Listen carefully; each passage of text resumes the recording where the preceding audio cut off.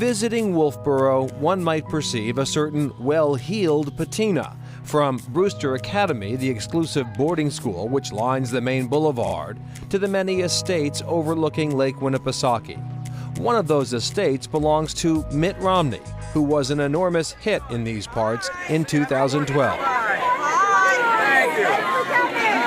Yet Wolfeboro's downtown shops portray an emphasis on simple and basic, with the notable exception of the Khaled Gallery, featuring the extravagant artistry of jewelry designer Jennifer Khaled. I tend to be considered a painter versus a, typical French jeweler. There is nothing typical about Khaled's work. Her palette these days consists primarily of Australian boulder opals framed in 22-karat gold with the occasional diamond or ruby added in.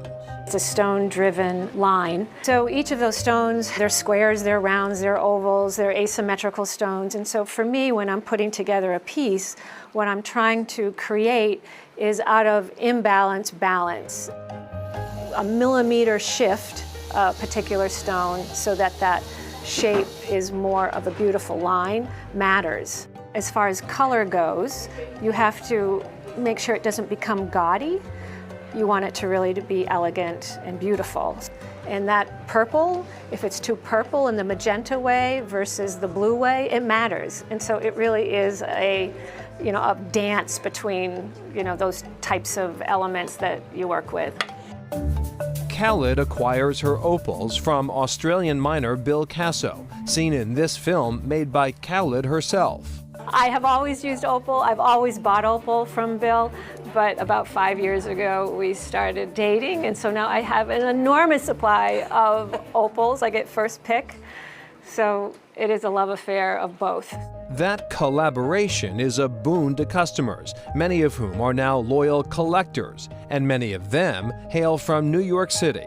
There's a lot of Manhattan that buys because they want to be the first.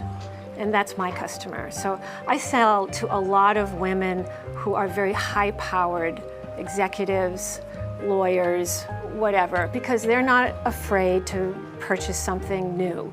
They would have bought Picasso before Picasso was Picasso. These are my customers, and those people live here too. So that's why it works. While Jennifer Khaled has lived in Alaska and Arizona, among other places, she is a native of Wolfeboro, New Hampshire. Ended up wanting to stay here so that my kids could, grow up in this area. I grew up on the lake. It's hard to leave the lake when you've been raised on a lake. So yeah, it's been a good town to me. The community's very supportive of the arts here. They really love having artists in this town. They support us. Okay, so the big question is, how much does an original Jennifer Khaled cost? Well, they're beautiful, right? Yes. Yes, so the prices can be as eye-popping as the pieces themselves. So they're up there, but she also has pottery and other products in the store that are at lower price points if you want to check that out. And that is Chronicle for tonight. Thanks so much for joining us, everyone. I'm Anthony Everett. And I'm Shana Seymour. Have a great evening. We hope to see you right back here tomorrow night for another edition of Chronicle. Good